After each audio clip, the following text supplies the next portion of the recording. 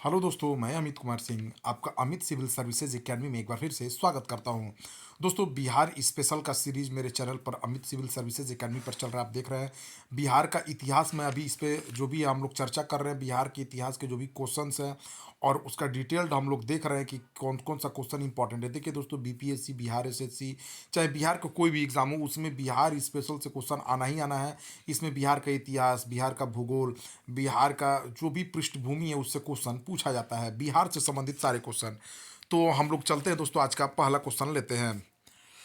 तो इनमें से कौन सा असत्य है? महात्मा बुद्ध ने अपना पहला उपदेश ऋषि पतन सारनाथ में दिया था। ये तो दोस्तों एकदम सत्य है। महात्मा बुद्ध को जब वो सारनाथ में जो उपदेश दिए उसको हम लोग क्या बोलते हैं? धर्म चक्र परिवर्तन बोलते हैं। ठीक है। बुद्ध ने अपने जीवन के सर्वाधिक उपदेश कोसल देश की राजधानी सरवस्ती में दिए थे। यह भी सही है दोस्तों। बुद्ध ने अपने जीवन के सर्वाधिक उपदेश कोसल देश की राजधानी सरवस्ती में दिए थे। यह भी सही है। रतनगिरी, जिसको राजगिरी में महात्मा बुद्ध का प्रिय निवास था, जो गृद्धकूट के नाम से प्रसिद्ध था। यह भी सही है।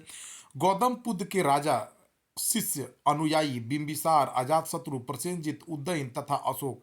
देखिए दोस्तों, जब गौतम बुद्ध जीवित थे तो उनके शासनकाल में बिंबिसार, अजातशत्रु, प्रसेनजित और उदयन उनके साथ उनके जीवन काल में ये राजा बने। तथा अशोक जो है उनके मृत्यु के पश्चात उन्होंने गौतम बुद्ध को अपनाया था, मतलब बुद्ध को अपनाया था। वो बुद्ध के हीनयान श्रेणी को अपनाया था, लेकिन चंद्रगुप्त मौर्य उससे संबंधित नहीं थे। तो इसीलिए चंद्रगुप्त मौर्य नहीं होगा, तो डी गलत हो जाएगा दोस्तों। गौतम बुद्ध के जो राजा शिष्य और अनुयायी बिंबिसार, अजातशत्रु, प्रसेनजित, उदयन थे, अशोक भी थे, लेकिन चंद्रगुप्त मौर्य नहीं थे। तो डी हो जाएगा ऑप्शन। ठीक है। महात्मा बुद्ध ने किन दो सौदागरों को, जो शूद्र थे, बौद्ध धर्म का सर्वप्रथम अनुयायी बनाया था? देखिए दोस्तों, महात्मा बुद्ध ने सर्वप्रथम दो शूद्रों को अपने बौद्ध धर्म में लेकर बौद्ध धर्म में बौद्ध धर्म का मानना ही था कि उसमें सारे धर्म को एक समान माना जाएगा, उसमें कोई भी बड़ा छोटा नहीं था बौद्ध धर्म। ठीक है। तो बौद्ध धर्म में जो दो सौदागर जो शूद्र अनुयायी बने थे महात्मा बुद्ध के, वो कौन कौन से दोस्तों? वो तपुस एंड मल्लिक थे। कौन थे? तपुस एवं मल्लिक। ठीक है, तपुस एवं मल्लिक, याद रखिए। बौद्ध धर्म के उपदेश किस भाषा में दिए गए? चलिए दोस्तों, आप बताइए। आपको समय दिया जाता है, 10 सेकंड का समय देता हूं। बौद्ध धर्म के उपदेश किस भाषा में दिए गए हैं? हिंदी, संस्कृत, ब्राह्मी और पाली। तो दोस्तों, बौद्ध धर्म का जो उपदेश है वो पाली भाषा में दिया गया है। बौद्ध धर्म का लगभग सभी उपदेश पाली भाषा में गौतम बुद्ध ने दिए हैं। इनमें से कौन सा सत्य है? ठीक है। महात्मा बुद्ध के बारे में हम लोग जानेंगे। बौद्ध धर्म अनात्मवादी है। बौद्ध धर्म जो है वो आत्मा में विश्वास नहीं करता है। यह पुनर्जन्म में विश्वास लेकिन करता है। आत्मा में बौद्ध धर्म का विश्वास नहीं है, लेकिन यह पुनर्जन्म में क्या करता है? विश्वास करता है। बुद्ध की जो पूर्व जन्म की घटनाओं को जातक नाम की ग्रंथ में लिखा गया है। बौद्ध धर्म वर्ण व्यवस्था एवं जाति प्रथा का विरोध करता है। एकदम सही है दोस्तों। बौद्ध धर्म अनात्मवादी है, आत्मा को नहीं मानने वाला है। यह पुनर्जन्म में विश्वास करता है, यह भी सही है। बौद्ध धर्म वर्ण व्यवस्था एवं जाति प्रथा का विरोध करता है, यह भी सही है दोस्तों। बुद्ध के जन्म तथा मृत्यु की जानकारी चीनी परंपरा के कैंटोन अभिलेख के आधार पर निश्चित की गई है, यह भी सही है। तो ये चारों के चारों ऑप्शन सही है दोस्तों। ठीक है ना, सभी ऑप्शन सही हैं। बौद्ध धर्म, याद रखिए, एक बार फिर से सुन लीजिए। बौद्ध धर्म आत्मा में विश्वास नहीं करता है, यह पुनर्जन्म में विश्वास करता है। बौद्ध धर्म वर्ण व्यवस्था एवं जाति प्रथा का विरोध करता था। ब्राह्मणों का विरोध करने के क्रम में ही इस धर्म की स्थापना की गई थी। बुद्ध के जन्म तथा मृत्यु की जानकारी चीनी परंपरा के कैंटोन अभिलेख के आधार पर निश्चित की गई है, यह सही है। बौद्ध धर्म की जानकारी का स्रोत कौन सा ग्रंथ है? देखिए दोस्तों, बौद्ध ग्रंथ की जानकारी का स्रोत पाली भाषा में लिखी गई त्रिपिटक है। ठीक है दोस्तों, कौन है? त्रिपिटक में बौद्ध धर्म की जानकारी का स्रोत है। ठीक है। बुद्ध का महापरिनिर्वाण किस समय हुआ? किस वर्ष हुआ? देखो, महापरिनिर्वाण, बुद्ध के मृत्यु की घटना को दोस्तों महापरिनिर्वाण कहा गया है। किसको कहा गया है? बुद्ध की मृत्यु की घटना को। तो अब आप बताइए कि बुद्ध की महापरिनिर्वाण कब हुआ था?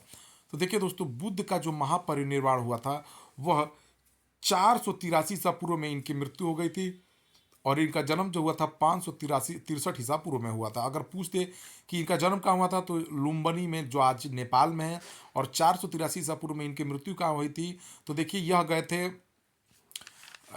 मल्लो की राजधानी कुशीनगर में गए थे। ठीक है। वहाँ पे चुंद नामक व्यक्ति द्वारा इन्हें खाने के लिए सुकर मतलब सुअर का मांस दिया गया, जिसको खाने के बाद इनका उदर विकार हुआ और बैसाख पूर्णिमा के दिन इनकी मृत्यु हो गई। तो ये 80 वर्ष की अवस्था में ये मृत्यु त्यागे। 29 वर्ष की अवस्था में इन्होंने गृह त्याग किया था। इनके गृह त्याग की घटना को क्या कहा जाता है दोस्तों? महाभिनिष्क्रमण कहा जाता है। और पहला जो उपदेश दिया उसको क्या कहा जाता है? धर्म चक्र परिवर्तन कहा जाता है। और बुद्ध की मृत्यु की घटना को क्या कहते हैं दोस्तों? महापरिनिर्वाण। और इनका महापरिनिर्वाण 483 ईसा पूर्व, सी ऑप्शन हो जाएगा।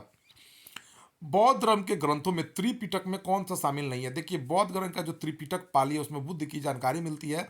तो उसमें विनय पिटक, सुत्त पिटक और अभिधम्म पिटक है, लेकिन सम्यक पिटक नहीं है।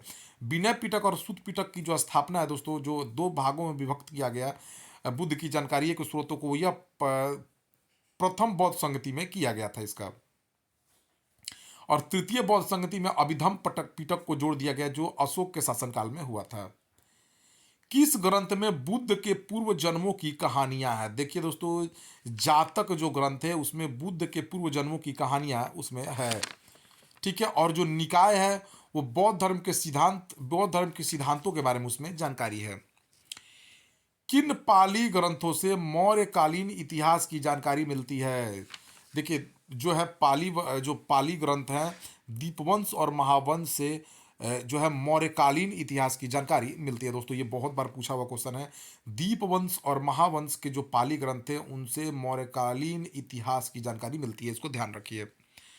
नागसेन द्वारा रचित किस ग्रंथ से हिंद यवन शासक मिनांडर की जानकारी मिलती है?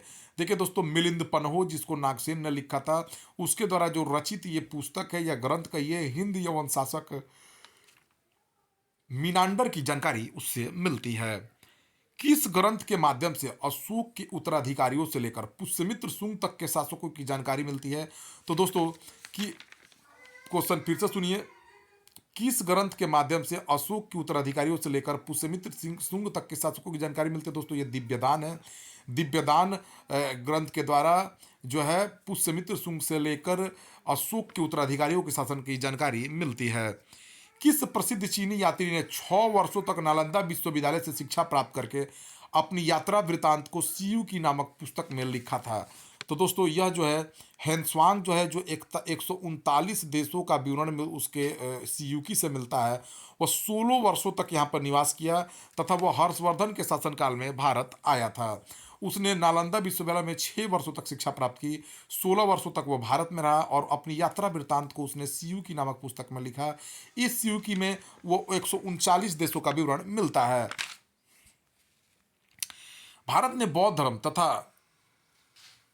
धर्म के तीर्थ स्थानों की जानकारी प्राप्त करने कौन चीनी यात्री 7वीं शताब्दी में आया था? तो दोस्तों, यह इति संघ था। इति संघ 7वीं शताब्दी में बौद्ध धर्म की जानकारी लेने और बौद्ध धर्म के तीर्थ स्थानों की जानकारी लेने भारत 7वीं शताब्दी में आया था।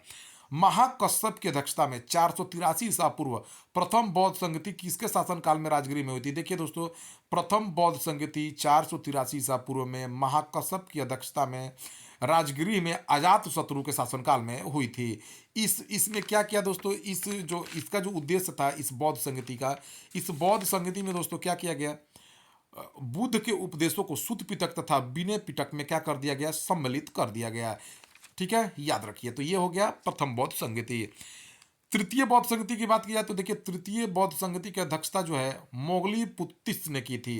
किसने किया था दोस्तों? मोगली ने। और इसकी जो हुई थी, यह 251 ईसा पूर्व हुई थी, अशोक के शासन काल में हुई थी। ठीक है।